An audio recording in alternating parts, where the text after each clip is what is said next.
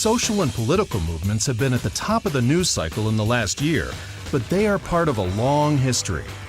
People have been taking to the streets for decades to demand their voices be heard. Democracy is rooted in the idea that every citizen may use their voice and their picket signs to advocate for change they believe in. It's all right to be angry, but we're going to take our anger and our indignation and turn it into energy. George Floyd! George Floyd!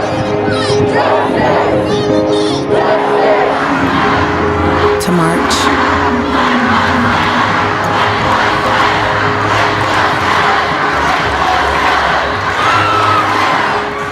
If we look back upon the history of any society, we would definitely find that much of it consists of the stories of the struggles of groups within the society to change some aspect of the culture.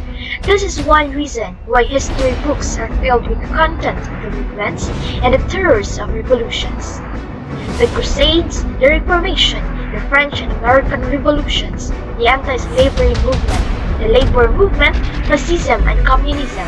This, like many other social movements, have been accompanied by far-reaching changes in the societies which they touch. Social movements are conventionally regarded as part of the subject matter of collective behavior, but they might just have as well be viewed as an aspect of social change.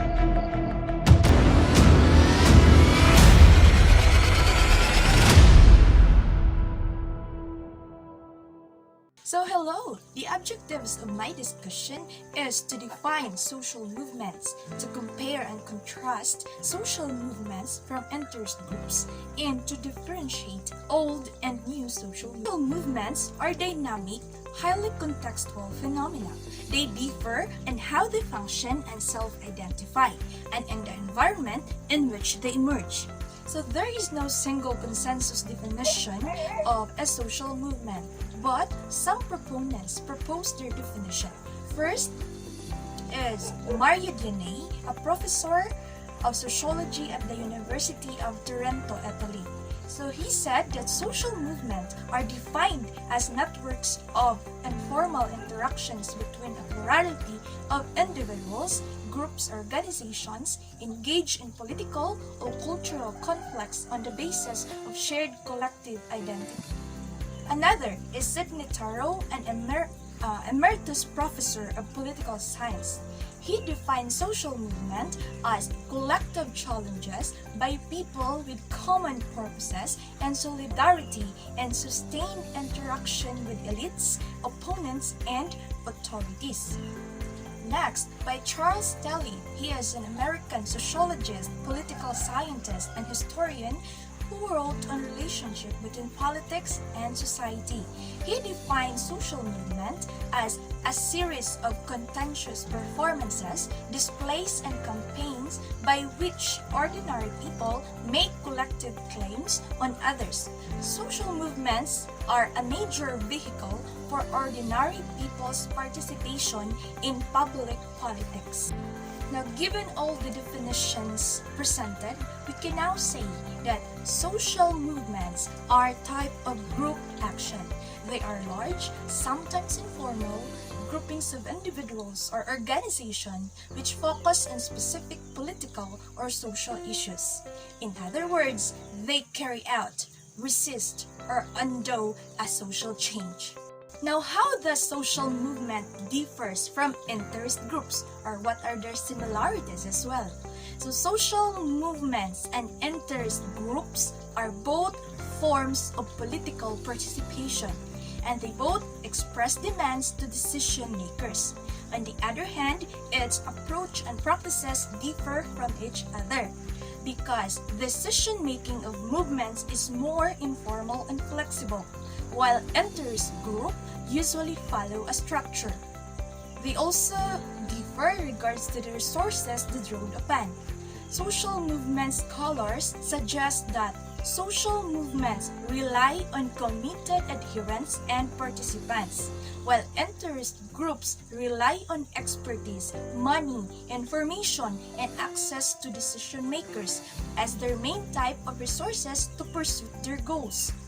Overall, social movements work to change attitudes while interest groups seek to change policies. Scholars divide social movements into two main types, the old social movements and the new social movements. So old social movements, such as those of 19th century Europe and North America, demanded inclusion and rights within the framework of state and society relations. So they included working class and labor movements that questioned how state and society were organized. So struggles over material resources and political power belongs to the old social movements.